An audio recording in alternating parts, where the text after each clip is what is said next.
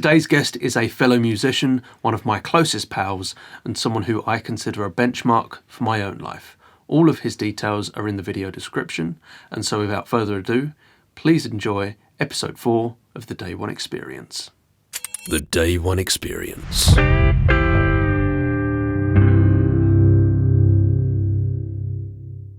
My name is Alex Walker. I am 25 years old now, believe it or not. And basically, I've always wanted to be a professional musician. That's the whole premise of me being in London for several years now, having studied music. And ever since I can remember, I've always been into music, specifically playing the drums. And it was an obsession that started from the age of 7, I would probably say these days. It was me just growing up on my parents' records and also instrument playing. My mum being the pianist and my dad being the record listener. And I've always found people externally who've inspired me on this path. Even people such as yourself, Jake. And basically to put it into one sentence, my one day is starting out as a kid with a huge dream of playing to thousands of people, say like Glastonbury Festival, and my day one is coming to London and studying music and trying to realize this dream of becoming a professional musician. Amazing. Really amazing. And thank you for the little shout out there. And likewise, you inspire me, and I think we really push each other. And couldn't be more grateful for that. It sounds like not only have you had your one days that you're going to do in the future, but you've had plenty of day ones where you've, like you said, since you was probably about 7 years old, you were just committed to, this is what I want to do, and nothing's going to stop me. I think that's quite a rare position to be in, to be so confident and have the conviction to like follow something through, especially from such a young age when nobody knows what they want, and even people who are in their 20s, 30s, 40s and beyond still don't have any clue what they want to do long term. And that's definitely still the case for me. I have absolutely no idea what I want to do. I'm just kind of going with the flow. I think a lot of people will tell you the same answer as well, is that they don't know what the hell they're doing. They're just kind of, winging it at the end of the day. I guess there's always going to be an element of fake it till you make it, because there'll be a point where I know one of us is not confident in our actions or what we want to do, but I think it's just it makes me think there's a video of David Bowie, and he's explaining his experience to musicians who are younger or creatives in general, and he said that when you've got a new project or something and you're not quite ready, he said that's a good place to be. He said, because if you go out into the water, for example, and he said, and just go a little out of your depth, and when your feet aren't quite touching the bottom, then you're just about in the right place for something exciting to happen. I mean, especially in the past 2 years, I've kind of gone for a lot of things which in the past I probably would have said, you know what, I don't think I'm capable of doing this.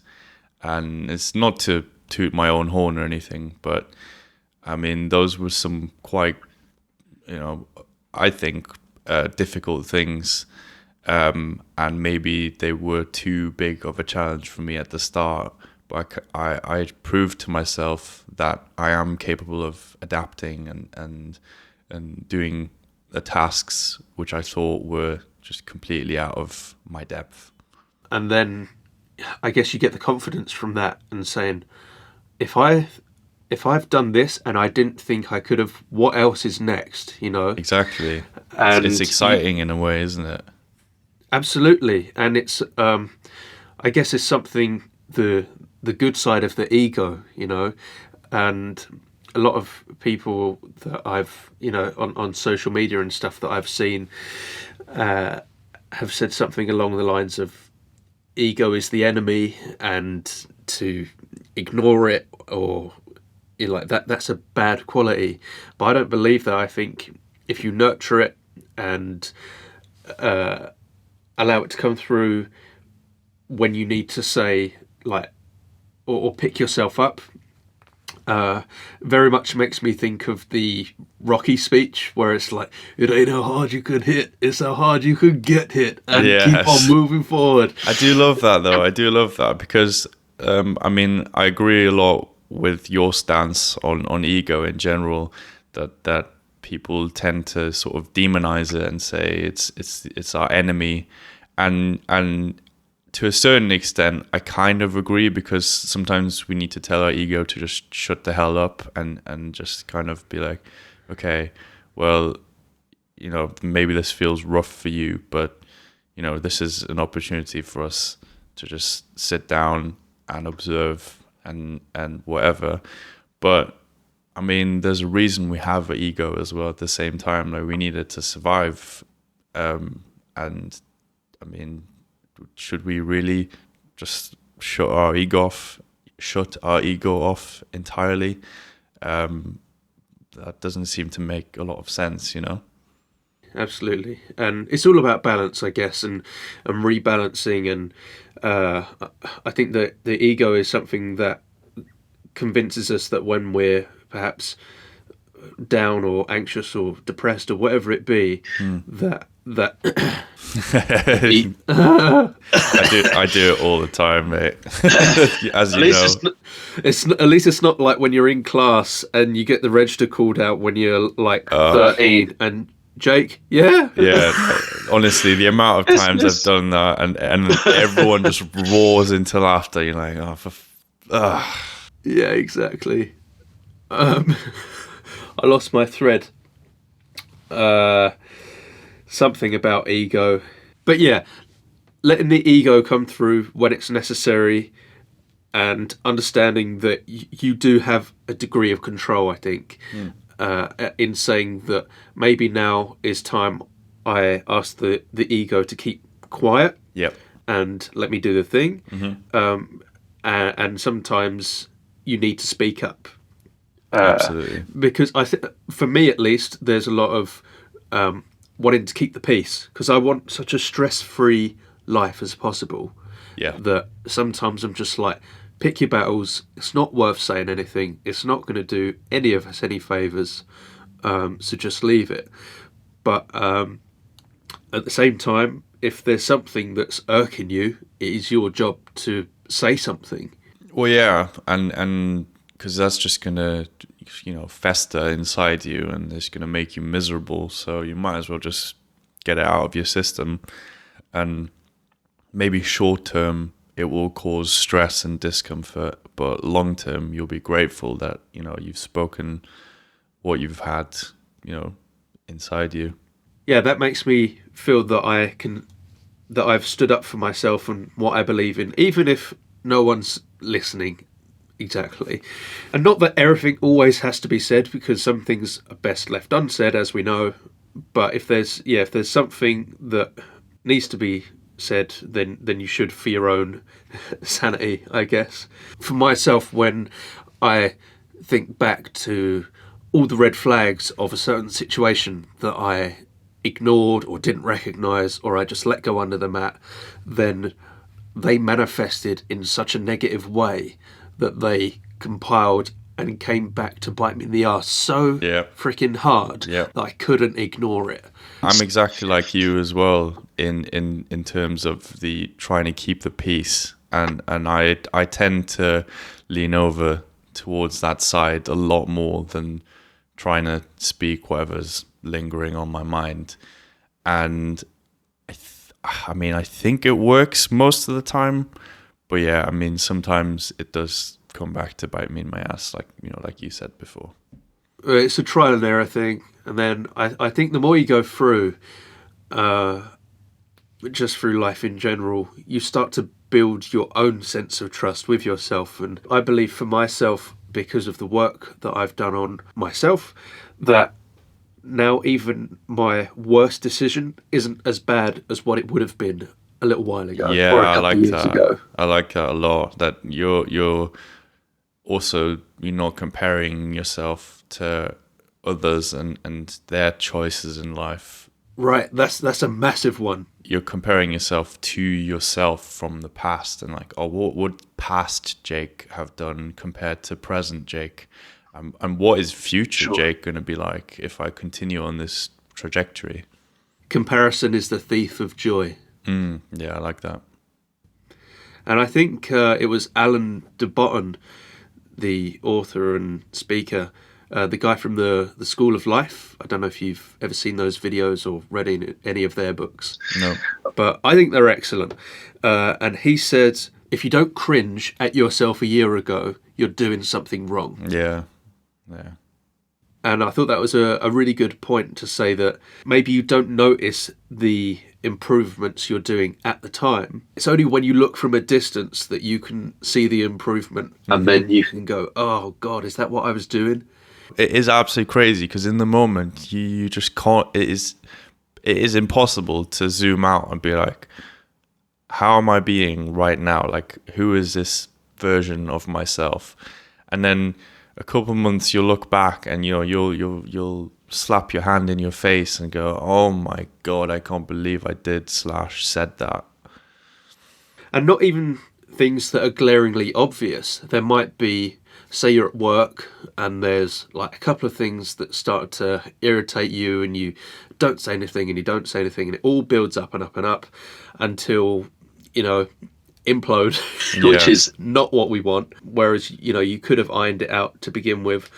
Or suddenly, and I think this happens with a lot of things, is that situations just kind of drift in and it becomes what you know. And if you question it, sometimes you get the answer of like, oh, that's just how it's done around here, which isn't really the most helpful because there's like no explanation or logic behind a certain reason. It just kind of is. Yeah, well, the way I would quantify it or put logic to it is that this is what our comfort zone is that our brain searches patterns that we already know and tries to follow those patterns. So even if we have a destructive behavior, it's still within our comfort zone, so we're going to do it because it's what we know and it's what's easy for us. It's about the difficult thing is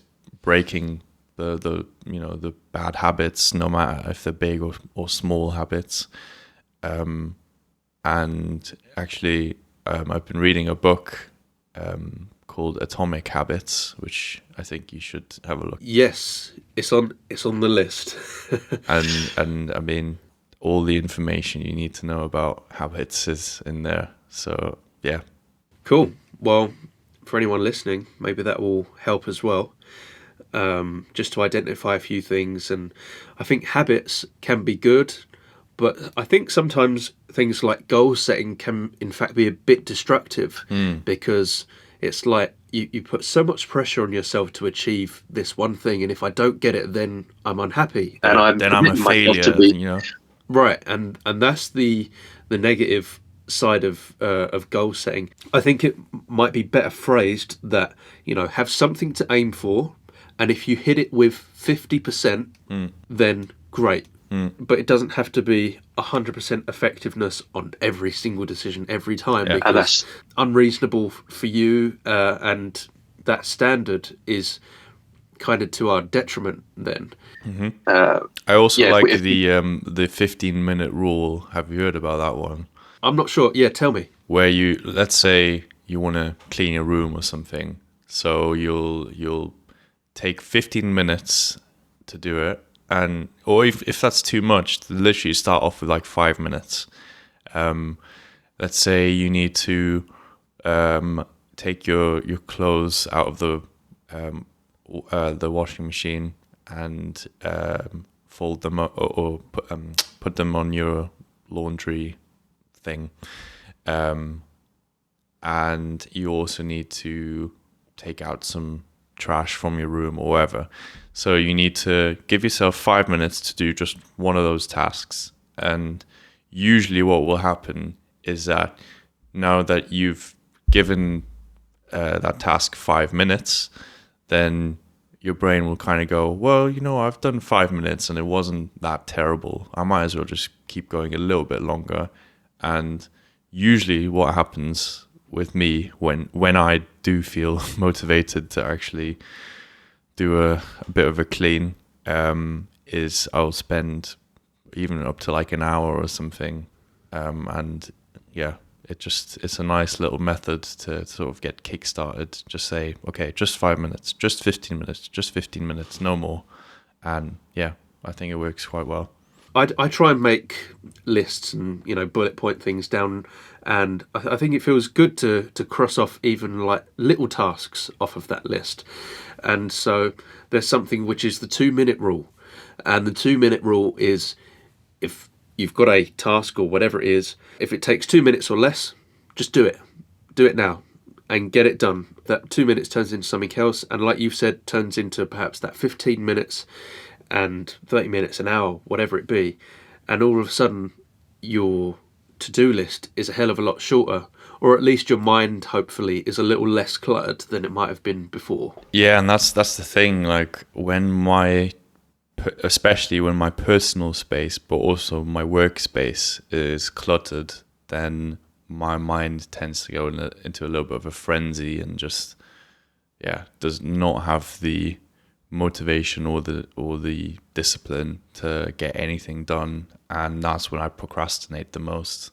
I think it's good to work on having a good autopilot, and I wrote this down for myself at one point because I was like, I need a good default that I can function at my base level and still progress even a little bit, even if that's something tiny and seemingly insignificant. Like 5 years ago or more, I heard a speech from someone, I think it was a soldier, someone from the US military, and they was talking about discipline and how discipline starts from the smallest steps. And he said about making your bed in the morning. This wasn't David Goggins, was it? No, this wasn't Goggins. This was someone else. Although Goggins is crazy in his own right of motivation and determination, and that man is just unstoppable, I think.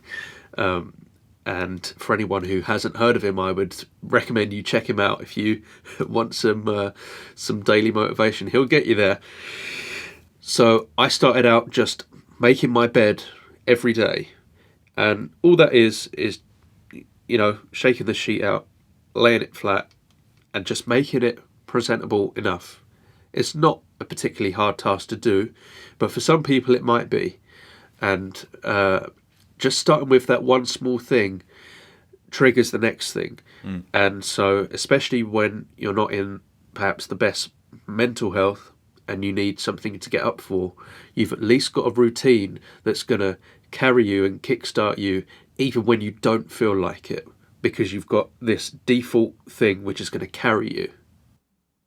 Absolutely, yeah. And there are a certain set number of things you need to be doing every day, I think. I mean, I try not to be too strict, because that's when I go a little bit downhill, when I just try and like force a routine on myself and be like, okay, I need to do this, this, and this every day, or I've failed, But, you need to have food to survive.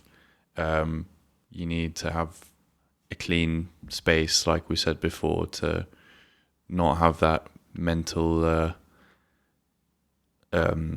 unclarity, I guess, is the word I'm looking for. Yeah, and just even if you can get those little things done, then I think you'll be more motivated the day after to do that and more. It's like going to the gym as well. I mean, you know, I'm not telling everyone, oh, you need to go to the gym or all that, but like, I find that even if I do something at home, like let's say let's bring back COVID-19 lockdown. During lockdown, I could have phrased that better, but whatever. That's how my brain works. During lockdown, I could have been just sitting doing nothing, but with the help of one of my flatmates, then we decided to do some home workouts, and it was rough. I didn't enjoy it. I prefer going to the gym than doing home workouts, but doing a little bit at home every day, inspired us to keep going, to not lose hope when things did seem a little bit dire, and kickstarted my actual real gym journey. I don't think I would have gone to the gym properly if I hadn't started my home workouts back in 2021. And that's taking a not ideal situation and making it work for you, and to the point where I guess you self-inspired to go to the next level and continue it and to a deeper level. Yeah, absolutely. And I mean, it wasn't only my doing. Like, I think I would have struggled a lot if I hadn't had like a gym partner. And I think that's why I say to people, if you can go with a friend or somebody that you trust, you should definitely do it. Because, I mean, kudos to those who consistently go to the gym by themselves, because that is something I would definitely struggle with. Yeah, but I'm sure you could do it in time if you wanted to. When you take a proactive step, that means that you're setting yourself up for a success, or at least allowing something to manifest. Mm-hmm. And rather than being reactive when you wait for something to come to you, you've got a jumpstart on the whole situation. And that's exactly what a day one is. Mm-hmm. I'm not going to wait for someone else to be ready to do this thing, or I'm not going to give myself excuse anymore for whatever it be. Self-care could be going to the gym and looking after yourself and your body and mind and whatever else. An equal day one could be day one to take a rest, be kinder to myself and those around me, maybe work on my self-talk. And I think you see that a lot at the gym or when people are working out, and you have someone to spot you, or even yourself. It's like, yes, I can do this, or I'm unstoppable, or one more rep.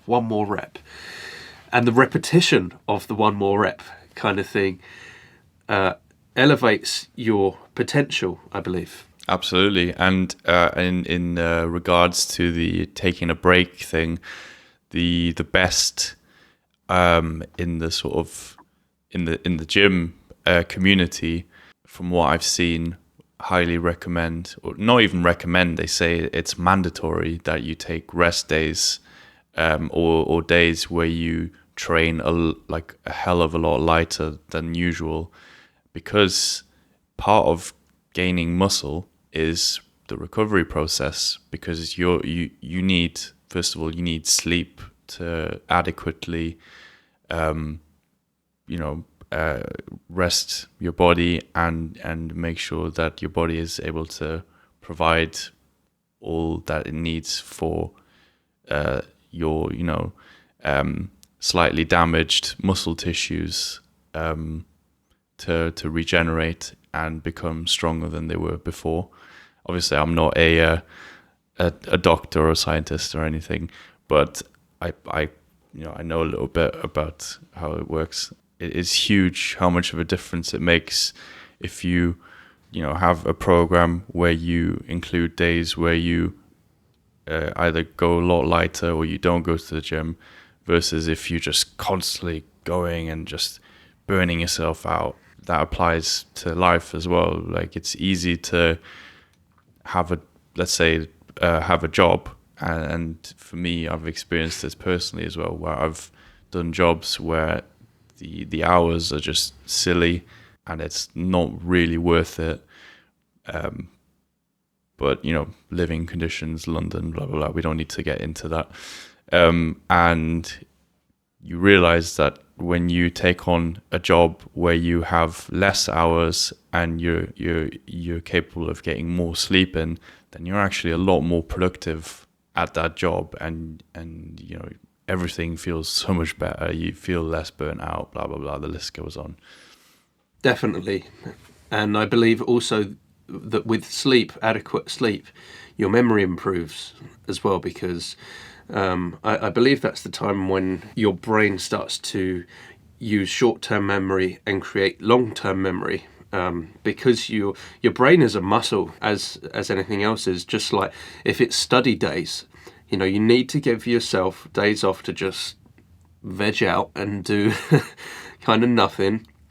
I don't know if you ever have it, like if you're reading a book and you're reading it so intensely, and you can read the same line like 5 times over, and you're like, it is not going in. Yeah. And maybe that's the time where you're like, right, let's put this down, let's give it a rest. And it's same as doing reps at the gym, I believe. You can do more and more and more until you kind of kill yourself with it. But maybe what you need is to just set it down for a little while and come back to it, because overdoing anything isn't really healthy. And I've had times where I've not been able to go to the gym for several weeks at a time, and I found that when I've returned to the gym, I was actually able to lift a bit heavier than what I remembered lifting before I had my break. This makes me think of when I first started learning guitar. I'm self-taught, and when I was about 11, I have a cousin who also plays guitar, and he was a few years ahead of me. We went to the same school and everything, and he had just learnt bar chords, and I was trying to do bar chords myself, and my hands were just not having it, and I spent ages trying to do it, and I got so frustrated with it, I think I left playing the guitar at all for a couple of weeks, maybe even 3 weeks, something like that. And I came back to it, and I went near enough straight to a bar chord right away. And I was like, what the hell? Why would that have happened if I didn't practice? But then, of course, at the time, I wasn't aware that the rest was such a necessary part of the process. Yeah. I guess the whole time, because not even physical muscle memory, but in my head, I'd gone over it a good few cycles. Yes. Of how I would do this. And so, yeah, that was really a bit of a switching point to say that, yes, rest is absolutely important. I know the power. I definitely, hands down, believe in the power of visualization. I mean, I use it for my performing, my drumming as well. And whenever I'm not practicing the drums, which to be honest these days is not very often anymore, not as much as I used to when I was in university. But because I'm constantly listening not only to the songs I have to perform, but any odd song that I like yesterday I was listening to Rush, which I'm sure you're a big fan of. I know love a bit of Rush. I know you love a bit of Rush. And just like trying to kind of like air drum along and like just kind of visualize Neil Peart, just doing stuff like that is huge to progressing, and you wouldn't think of it, but yeah, I mean, going back to you saying that the brain is a muscle, I guess visualization is how we train that muscle. Absolutely. And having something that is so ingrained in you that the visualization would work, I guess, even if you had your eyes closed, for us as musicians. And I always made it a habit of, this is maybe a little extreme, but when I was 16, we were playing the end of school concert. and there was a certain amount of slots, and I wanted my little trio that I had orchestrated to do a medley of songs at the final school assembly, and the guys weren't getting their parts, and it was annoying me. And then we rehearsed and rehearsed and rehearsed, and I said, okay, cool. We were in my friend's shed, and we locked the door, and I turned out the light, and I said, and now let's play and communicate without seeing each other or any physical visual distraction.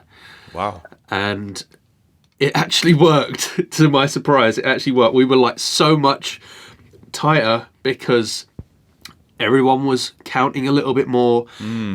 You had a loss of one sense, which kind of amplified the rest.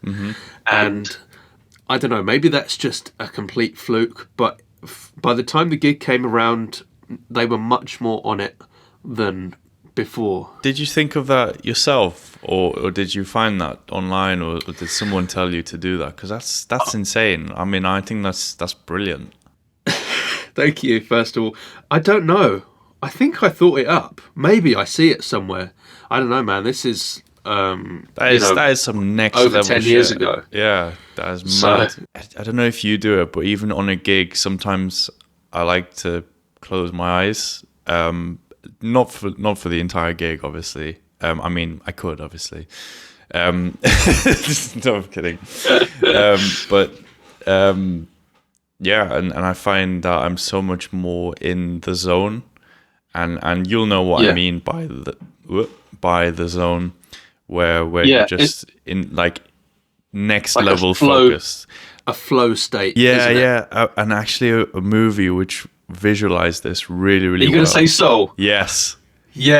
Soul. With what's his name? Joe Gardner, whatever it is. Yeah, and he's playing and like the keys just fade away and he's just in the zone and like you couldn't mess up if you tried. Yeah, but what I liked a lot is that they all go into that sort of weird space sort of area. And sorry to anyone who's not watched the movie, you 100% should watch it because it's amazing. And you see him floating around with all the other people who are currently in the zone. And that's how I've been seeing the zone in my head ever since I've watched that movie, and I think it's brilliant. Yeah, and they visualize it in a way that kind of physically elevates them. You know, like on screen, they are separate. The audience isn't even there. It's like a meditation of sorts. You are one with everything, and you are just so connected in an infinite universe. It felt like when watching that film. The character Joe was like so locked in and comfortable with his skills, and it was just second nature. I guess music is skills and technique until it becomes music. I don't think it's music right away. I think it's a lot of practices, and then you get good enough at those practices. And I guess what improvising really is a collection of preconceived thoughts and ideas and ways to transition between chords or sections, and until it feels like such a second nature thing that your instrument is just an extension of you. It's not separate. You are one. And for me, and possibly for you as well, and hopefully a lot of listeners, if you have or haven't heard of this guy, please check out Guthrie Govan.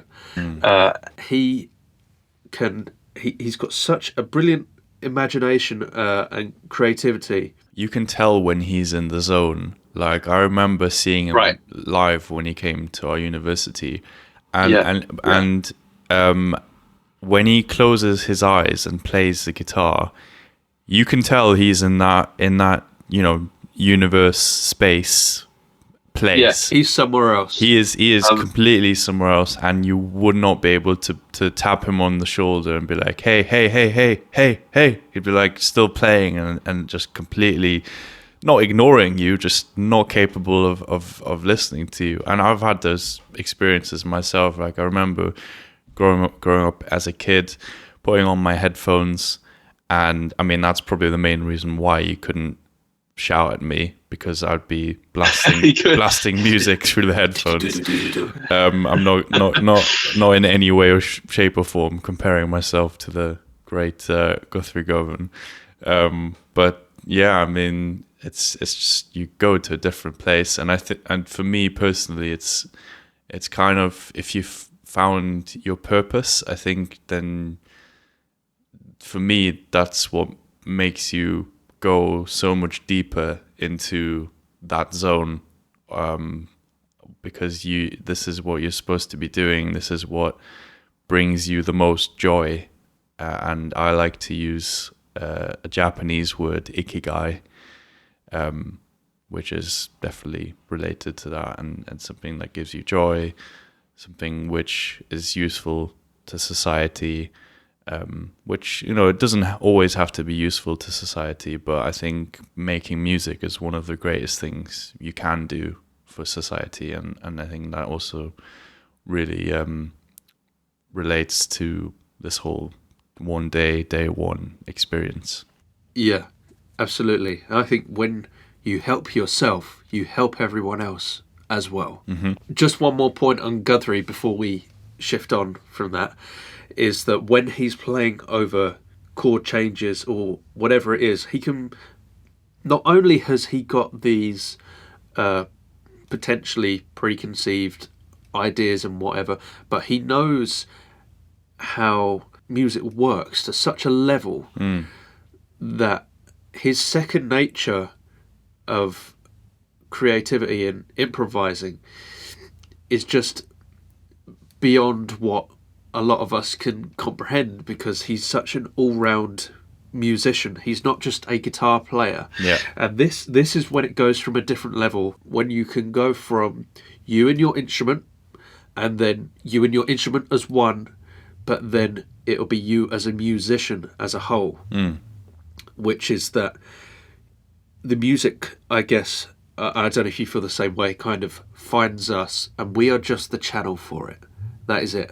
The way I think of it, and the way that's sort of, it's been inscribed into my brain through my years of studying music, is that you start off learning an instrument maybe because your parents wanted you to learn it, or maybe you wanted to learn it because you found it, like in Harry Potter, the wand found you. So for me, it's the drum kit found me kind of situation. Did it come banging on your door? Yeah. Sorry. Oh, I should have expected that from you. Yeah.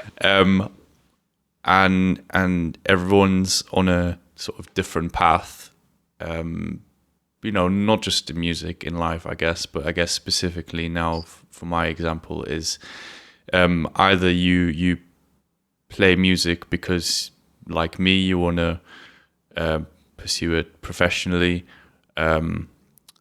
or you just play music because you want to have a bit of fun and you don't care how you sound and blah, blah, blah. All of those are 100%, valid reasons to play music. And I think at the end of the day, it's something that needs to bring you joy. Whether you're, writing music that is in the top 100 charts, or you're just writing music in your attic or your garage or whatever, and no one's ever going to hear that music ever.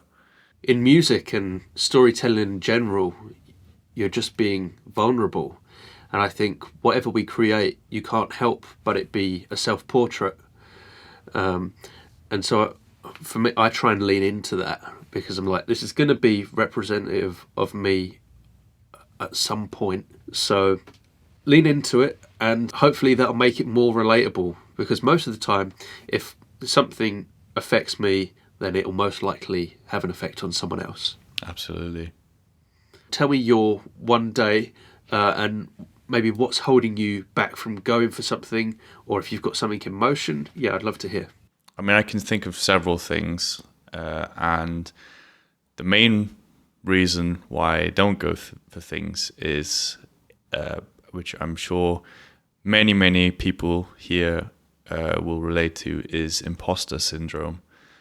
And it's kind of it's a little bit of like a toxic relationship where even though you have achieved things in the past, you still go, I don't really know if I can do that, to be honest. I don't know if I'm qualified. Say you're applying for a job or something, or whether I fit in this particular company or band. I mean, for example, I was in a pop band a couple of years ago, and this was completely out of character for me. It was something that I never thought I'd do. And the opportunity came because I did some session work for an artist I hadn't heard of before, and they needed a drummer.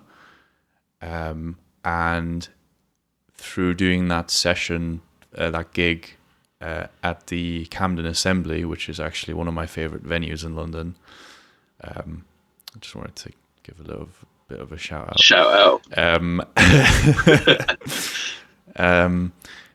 I met the guitarist of what would have become the guitarist of that band, that pop band, and then he basically invited me into the band, and I thought about saying no, but then there were a lot of things happening in my life where I kind of already said no, and I said, well, why am I doing this to myself? I came here to gain opportunities and see how far I could take this, in the hopes of, playing huge venues, festivals, selling millions of records. The same dream which a lot of people have coming to London. And I thought that this opportunity would, be huge for me. And despite maybe not thinking that joining such a project would be super beneficial for me, because it's not something that is something that I think I know. It's not something I thought I knew a lot about, and I didn't have a lot of experience in pop music in general. I have a very sort of rock / metal kind of background.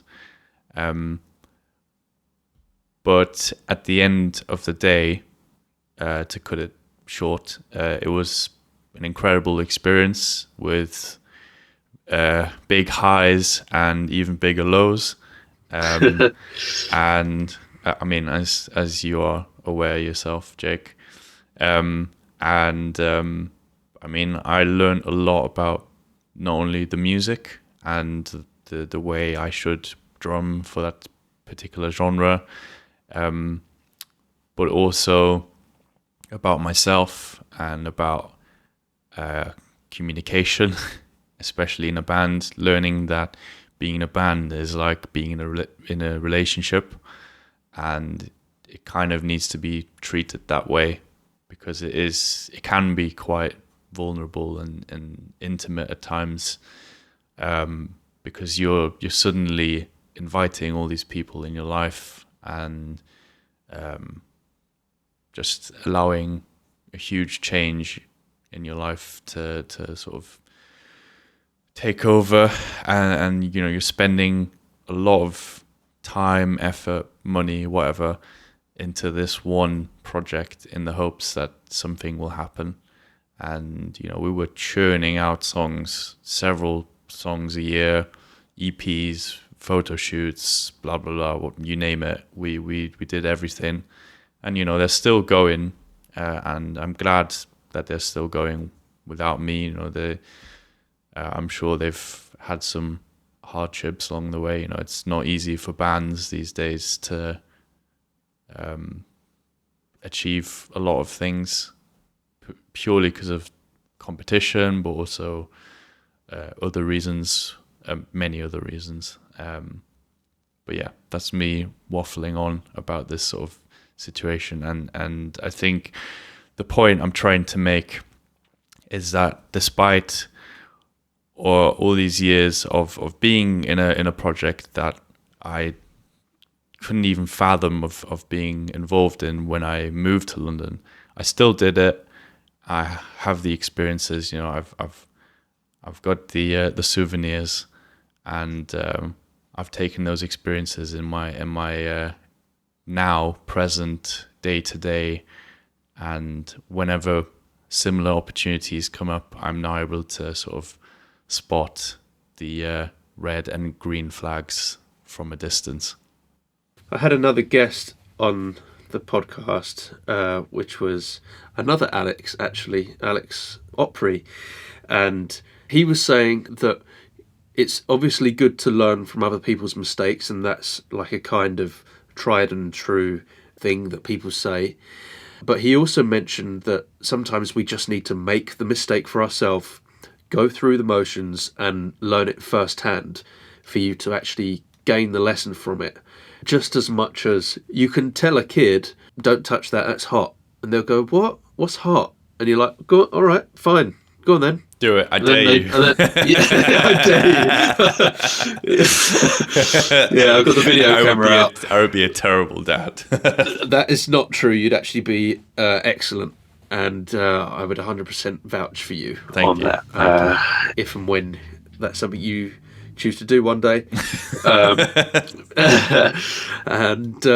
But yeah, sometimes we've got to make the mistake ourselves. I think that's a really important point. And just as much as there might be a green or a red flag, but we're just either too close to see it or maybe too far to see it, and maybe people around us can see everything going sideways, but we're not quite in the frame of mind to understand or accept something like that. Yeah. And I guess that lends itself to, you can't save someone who doesn't want to be saved. They've kind of got to get to that conclusion and want to experience better for themselves, not just because someone's told them to. Well, and also sort of piggybacking on what you said about having people around you.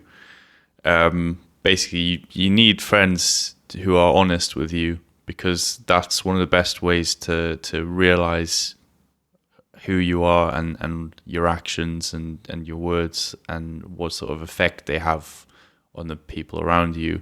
Because if you have, quote unquote friends around you, and then they just kind of, I don't know, maybe they just tolerate everything you do and allowing you to be a total dick, then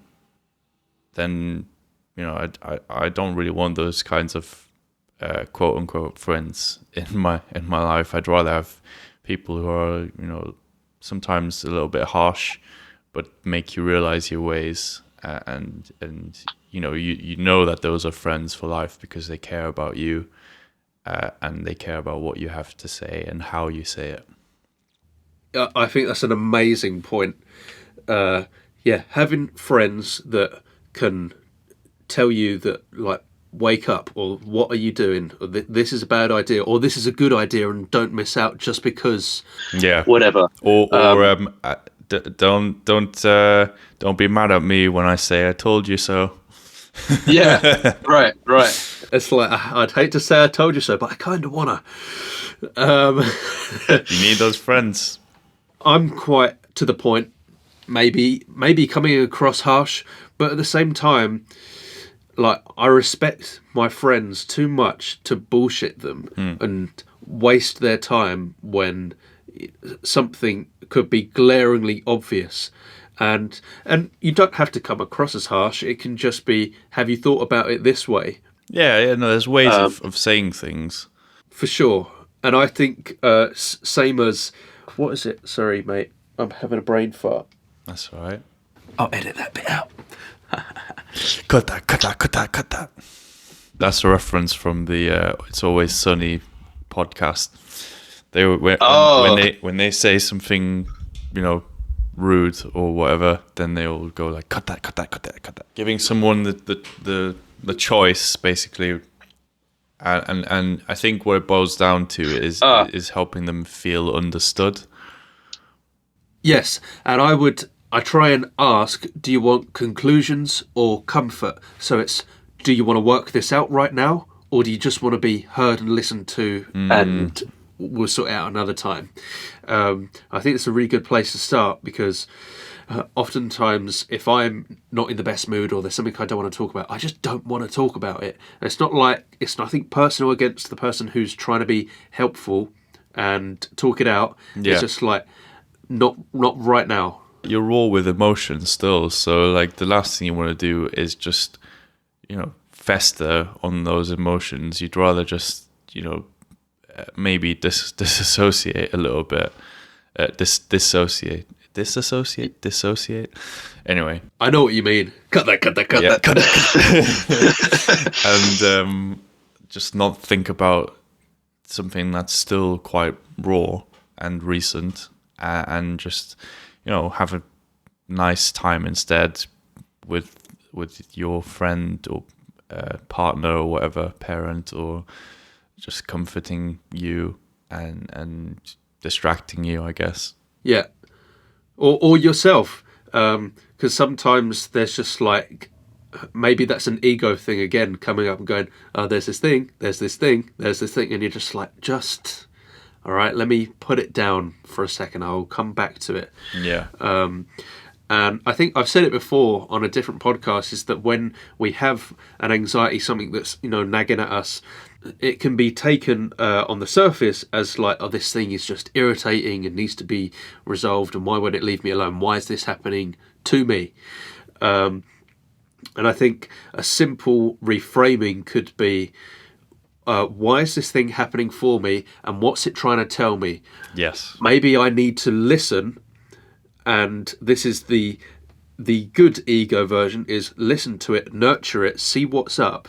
And something I discovered was that I think the older you get, when you start to understand emotions a bit more, is that I guess technically the more negative ones, as we might group them together, are actually trying to do us the biggest favour. So when we have anxiety about something, it's like, my body doesn't want to put me in a situation which is going to feel bad. Mm-hmm. Or if I'm depressed, then, well, I'm not going to go outside and be sociable because that would affect me negatively. Mm-hmm.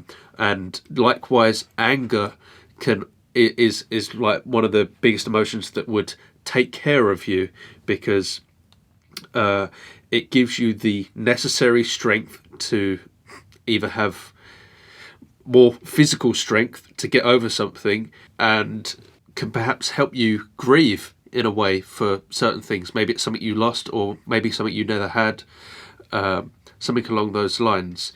I like that. I haven't thought about that anger gives you strength, and I guess it is a tool that can be abused, but I think, yeah, I mean, any of the emotions can, though. Look how much we're addicted to our phones and social media. We are searching for the next happy. Mm-hmm. And unfortunately, sometimes you go down a rabbit hole and there's no amount of dopamine that could ever fill the craving, which is obviously not the best thing. So I do believe that everything needs to be balanced and rebalanced at a certain point. But it's okay to let go every now and again. And when you have a one day that you're going for, something that you're pursuing, what keeps you committed to that thing, even when the odds are stacked against you? Insane amounts of energy drinks, to the point where I should probably be hospitalized. A butler who will slap me in the face every morning. Can I volunteer? Yeah, and then the fear of losing all my money and having bailiffs knock on my door and take everything. No, okay. Um, uh, Sorry, what was the question? I went on a total tangent. The question is, what is the question? So the question was, when the odds are stacked against you, what makes you committed to follow through with your one day? Okay, I guess the best answer I can give you is the knowledge from my past experiences that I know it's going to feel incredible when I do achieve my goals. I like to be nasty to myself and be like, oh, you've come here to London, you've lived here for 7 years, and you've not achieved anything. When in reality, you know what, I have reached some milestones. I came here to be in a band. I've been in more bands than I can count. I've tried doing it over and over again. I've been fairly successful in the grand scheme of things. Like the pop band I was talking about, we've got several 100,000 streams on Spotify, which is in my eyes quite a huge thing. That's amazing. Seriously, well done. Thank you, man.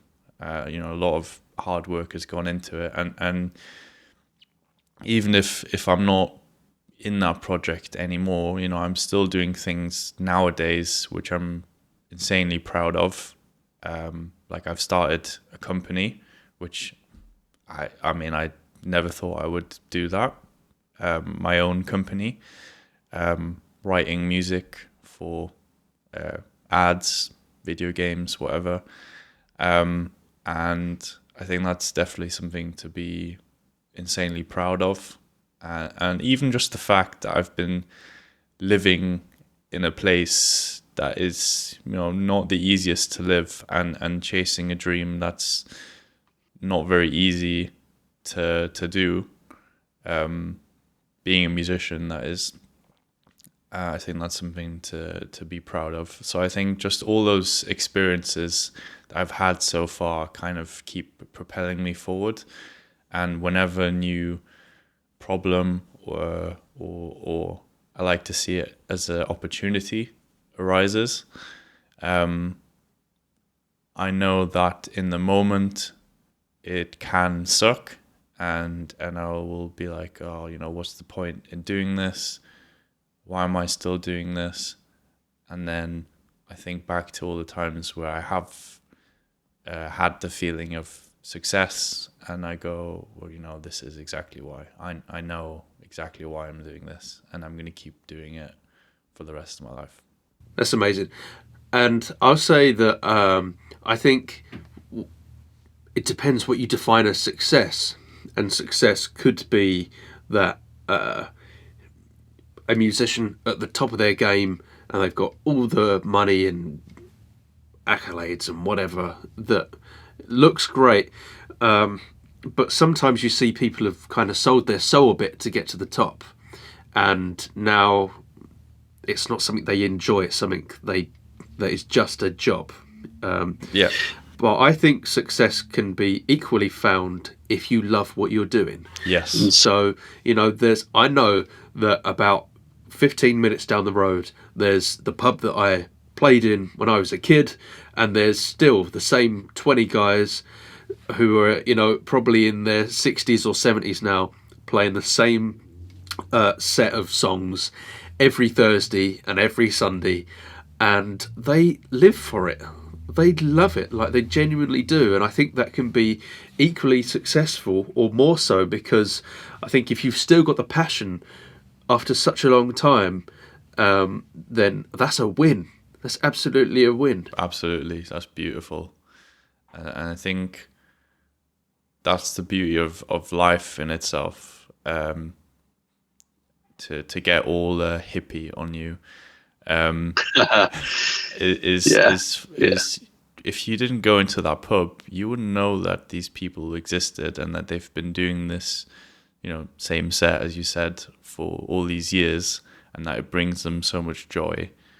So I think by just going out into the world and finding these little corners of beauty in life, whether that's a pub in England or I don't know, a beautiful sight of the earth, say in like South Africa or wherever, is you just got to enjoy it, and you got to sort of almost just try and put yourself in someone else's shoes and how they feel about a certain place or the experiences they've had in their life, and I think that should give you a lot of joy.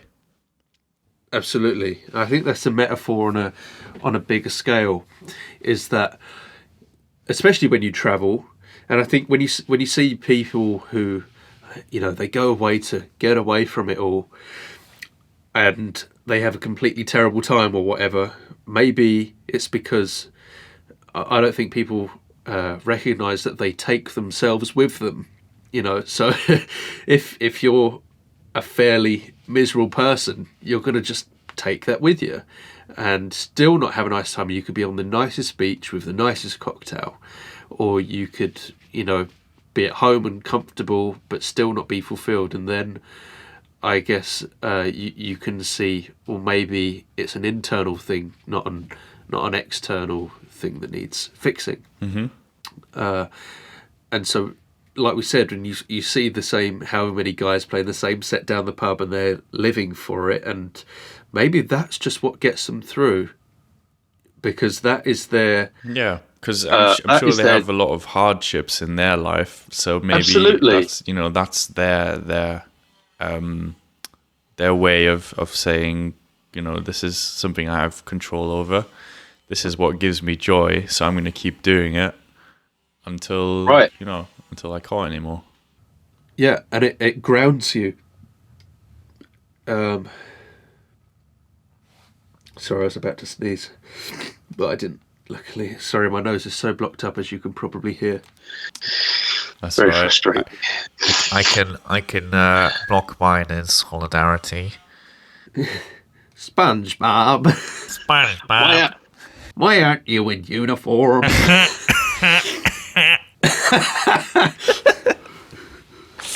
this a Krusty Krab? No, this is Patrick. This is Patrick. Is mayonnaise an instrument? Aye. Oh my god, that's pretty good. Oh god. I mean, I can remember also with the help of pictures on Facebook, the day that I first travelled over to London to go to the university open days, and I applied, I hadn't even applied at this point yet. I went to two universities, ICMP and BIM, and I went to both of their open days, and it was fascinating. I got to see both of the campuses and meet the people in charge there and all the professors, blah blah blah. And I mean, it was an overwhelming experience because I was there with my dad. I remember we were getting the train from Stansted to central London, and there's a picture of me on Facebook there of that moment as well, and it was just little old me, looking like a little baby, and that's kind of the mental image I have of myself when I first came to London. Just this little kid who had no idea what he was getting himself into, with hopes and dreams and very supportive parents, which I'm eternally grateful for. And here I am now, a miserable old git wishing he'd never come to London. No. Jokes aside, I think that you do get a bit weathered living in this city because it's so fast-paced, and that's something I didn't expect when I first moved here. And I knew it was, obviously a city, and there were many people, and it was going to be a bit hectic. But I didn't expect to sort of what scale it was going to be like, and yeah, I wasn't prepared for all of the experiences. But I think that was the beauty of growing into an adult, just having those life-changing experiences. And at the time, you don't think they are life-changing. You kind of just go, well, that was another experience, and it was horrible, or it was nice. And then years later, you go like, oh, so that's a moment that kind of changed me and the way I think about life. But you just don't realize it at the time. This is kind of what I want to do with this project and this podcast and the film, is give people a conscious recognition of, I am putting a good foot forward here, and hopefully if I keep doing enough good consistent effort over a long enough time period, it will pay off. Mm-hmm. And even if, and like I said before, when you do right by yourself, you do right by everyone else. Mm-hmm. So even if you don't see the long-term results straight away, you know that even by doing something small and seemingly insignificant, that it's a step. And that's all it takes. Mm. And that step then snowballs into something we can't even see yet, which is wonderful and terrifying. But I mean, the odds of even being able to have opportunity to be alive at all is just astronomical. I know, and that's a crazy thing that I definitely take for granted. The fact that I'm, alive and healthy, and in this space here talking to you. How lucky I am to exist at the same time as you. You're always the romantic. No, but it's true. It's something like 400 trillion to 1 is the odds of you being born. That's crazy. To go on a tangent myself here, when you think about purpose and you're like, what am I doing here? What is my purpose? What am I going to do? And am I going to fulfill this role that I don't know what it is? I kind of think when I meet someone like you, that I'm like, maybe all of this, everything that's ever happened was leading to this moment for us, and yes, I will. So yes, I will marry. Yes, I will marry you, Jake. For the fact that each of our parents and grandparents and ancestors were to, come into contact to make that exact lineage on each side for us to meet. Mm-hmm. I know it's going to be a coincidence, but what if it was meant to be? And it gives me so much purpose when I think of it like that, because I'm like, shit, how lucky am I to exist at the same time as all these other wonderful people? Mm-hmm. Even though the world isn't in the best place right now, it seems, and probably never will be. But to be fair, this is the best time anyone has ever lived, as far as opportunity and social construct and stuff. I know it doesn't seem like that because there's a lot of butting of heads and disagreement still. But there was a time where electricity wasn't a thing. Communications definitely wasn't a thing. People couldn't read, write. People didn't have glasses. There was an endless number of diseases and stuff trying to kill you. And I mean, people didn't live past, 30? 30, 40 at the most, probably. Now that we've got generally such a wider reach of lifespan, I do feel that people tend to squander it a bit. And I understand that you can't rush through life all the time, and there's a balance between a few schools of thought. Is that some people are saying life is so short, some people are saying you only live once, or other people are saying life is long, live long and prosper. And I take the school of thought of not that you only live once, I think that you only die once. Mm-hmm. I think because you live every day, right? Mm-hmm. And what would make that life seem worth it? And that you would die a good death and say, fair enough, I put my best foot forward.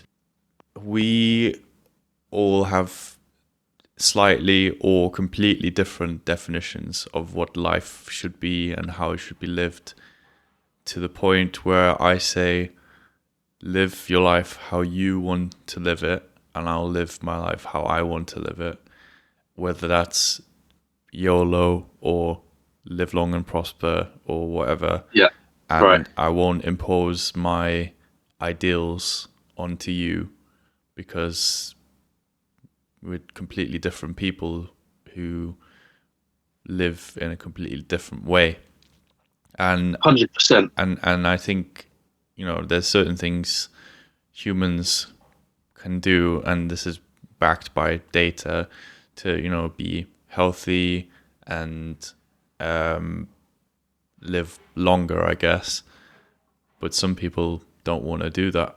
And who am I to tell them you can't, who am I to tell them you need to live until you're 100 and you'll be happy and blah, blah, blah. Like, maybe that's not what they want to do. Exactly. And duration doesn't equal happiness. Because you could have a miserable 100 years. Just horrible misery, just hoping it will end. Like, In David Bowie's song Quicksand, there's a lyric in there. It says, "Don't believe in yourself, don't deceive with belief. Knowledge comes with death's release." okay. I quite liked that he was saying at the end, the purpose becomes clear. We do hear that a lot. We hear a lot of stories of people gaining insane mental clarity when they know for certain that they're going to die and they only have days or however long to live. And there's something that has been popping up recently, which I find fascinating, is something called I think it's called like an energy burst or like a surge at the end of someone's life, where basically when the body knows that it can no longer sustain life, it basically redirects all of the resources to just living life as normal and not battling whatever issues the body has. So the person feels completely fine again, and basically like fully healed, full of energy, blah, blah, blah, whatever. And then within 24 hours or 48 hours or whatever it is, they pass away. And I find that absolutely fascinating. Once again, the human body does something incredible, which, who could have guessed that something like that could happen? That made me think of I think was it Mozart? I think it was either Mozart or Beethoven. One of the I think Mozart though, and I don't know if that is entirely true. I kind of hope it is, because it's amazing. And the story goes that he couldn't stand an unfinished melody, and it was like his son or grandson was playing one of his tunes on the piano in the room that he was dying in. He's on his deathbed, and the boy didn't finish playing the end of the melody, and Mozart jumps out of bed, finishes the end of the melody, goes back to bed and dies. That's crazy. That sort of willpower, even though your body is failing, still he got up and was like, I'm gonna do this right, because this is what I've been doing my entire life. This is what I'm this is what I do. This is what I do. Yeah, exactly. Cool. So let's wrap this up. Thank you for coming along on the podcast, vodcast, whatever you want to call it. Any final thoughts from you? Well, first of all, thanks for having me, Jake. Like I said earlier, you're always a source of inspiration for me, whether that's musically or in life in general. You always seem to know what to say, and I think when I think of a great human being, I definitely think of you, because your heart is definitely in the right place, and I mean, you're just a lovely dude, and yeah, that's all I have to say about you. And I think what you're doing with not only the film but this podcast and whatever your plans are in the future, I think is a great initiative, and something that will inspire others to think about their one day and day one. Wonderful. Thank you very much. You are the sweetest. And I try and sometimes avoid giving a compliment back for compliment's sake and just take the nice things with a grateful hand. But yeah, I have to say the same about you. You help keep me grounded, and I will always come to you for your advice because I trust it. And kind of like we said near the beginning of our talk, that you'll be honest with me, which I really appreciate, because yeah, if you care about someone, you tell them the truth, even if it hurts a little. But if it's in their best interest, and it's said the right way, then it can absolutely be of value. You're someone I would measure myself by, not in a bad comparison way, but as in if there's someone to strive to be like, you're like a consistent benchmark, I would say. I appreciate that, and I'm very grateful and privileged to have someone like that in my life. So thank you very much. Likewise, Jake. Thank you. Cool beans. Let's cut. Cut that. The Day One Experience.